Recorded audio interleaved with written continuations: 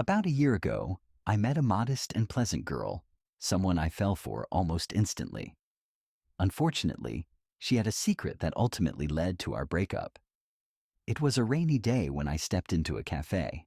It was rush hour, people getting off work or leaving school, all seeking a warm drink and a dry place to sit. The place was packed, and there weren't any open tables for just one person. I spotted an expressive blonde sitting alone and decided to join her, striking up a conversation about the weather. "Man, it's coming down like crazy," I said. "Looks like you got caught in it too." She laughed. "Yeah, I totally wasn't prepared for this. Didn't even bring an umbrella." We kept chatting, and before long, our conversation drifted into personal topics. Like a true gentleman, I couldn't just leave her waiting for the rain to stop, so I called a cab and took her home. Naturally, I got her number. The next day, I called her, and we set up a date. The honeymoon phase of our relationship lasted almost 3 weeks before I ended up spending the night at her place. By our second date, Rachel had told me about her ex. "He was a real piece of work," she said. "Drank too much, got violent.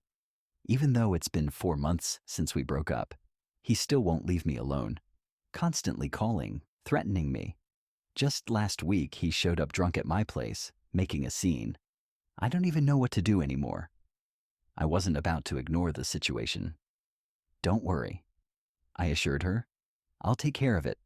You're safe with me. I'd never hurt you." Over time, she kept bringing up the calls and texts from her ex, Jake. Then one day, she made a suggestion. "Let's move in together," she said. "I'll change my number and delete my social media. Jake's unhinged. He won't stop otherwise."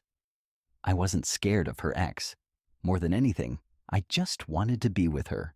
So, without hesitation, I agreed. We found a cheap place in a quiet neighborhood and settled in, enjoying each other's company. Rachel worked at a local library, so I assumed her income was modest. But she lived quite comfortably. Expensive clothes, high-end skincare, and no budget-friendly meals in sight. It made me curious. "Babe, are you sure your salary covers all this?" I asked one day. She gave me a perfectly reasonable explanation. "Oh, my parents help me out. My dad runs a big trucking company, and I'm their only child. They don't spare any expense." Months passed, and on Rachel's birthday, I proposed. I bought her a gorgeous bouquet and an expensive ring. To my delight, she said yes. We started making big plans, taking out a loan for the wedding, which we'd pay off using gift money. According to Rachel, her dad would also help with the down payment on a house. Oddly, she never introduced me to her parents. She said they lived in Seattle and that we'd meet at the wedding. Then, a month before the big day, she dropped a bombshell. "My mom called. They won't be able to make it. Dad's having some trouble at work." That felt a little off, but I let it slide. Then, 2 weeks before our wedding, I needed to transfer some files to a flash drive. I couldn't find mine, so I borrowed Rachel's. Curiosity got the best of me, and I clicked on one of the video files saved on it. And that's when I saw my fiancé, intimately involved with an older man. At the start of the video, she even said, "Jake, I'm getting married soon, but that won't change anything." I was stunned. I had to get to the bottom of this. Without saying anything to Rachel, I decided to track down Jake. Luckily, she had mentioned that he hung out at a bar called Miller's every Saturday. That weekend, I went to check it out and realized it was an upscale place. I ordered a beer and waited. Sure enough, Jake walked in, a guy who clearly had money. I approached him. "Hey, Jake, I'm Matt. I'm Rachel's fiancé. We need to talk." He smirked.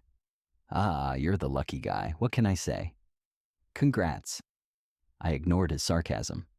"I know you and Rachel are still seeing each other." Jake waved it off. "Oh, it's nothing serious. We meet up once a week. It won't affect your marriage, trust me." I clenched my jaw. "You pay her, don't you?" He laughed. "Of course. She'd be broke without me. The whole rich dad story? A complete lie. Her real dad's a drunk who lives somewhere in the Midwest." I stared at him in disbelief. Then he added, "Look, I'll even help you guys out. I'll give you money for the down payment. Rachel can pay me back later." I walked out without another word. What was there to say to a guy like that? When I got home, I confronted Rachel. I told her about the flash drive, the conversation with Jake, and asked why she even wanted to be with me. She didn't hesitate. "Jake's unreliable. He's married and won't leave his wife. And yeah, the money's real. How else did you think we could afford rent and everything else? We need to be practical. Why not just keep things as they are?" I had only one response: "You're insane." I packed my things and left. What wedding? There was nothing left to say. 2 months later, Rachel called me. "Matt, you loved me once. Jake's out of the picture. He got into a car accident and is bedridden. You can check if you don't believe me. Let's start over." I scoffed. "You've got some nerve. Go find another idiot." She tried reaching out a few more times, but I ignored her. I guess things got tough for her, and no one else was biting.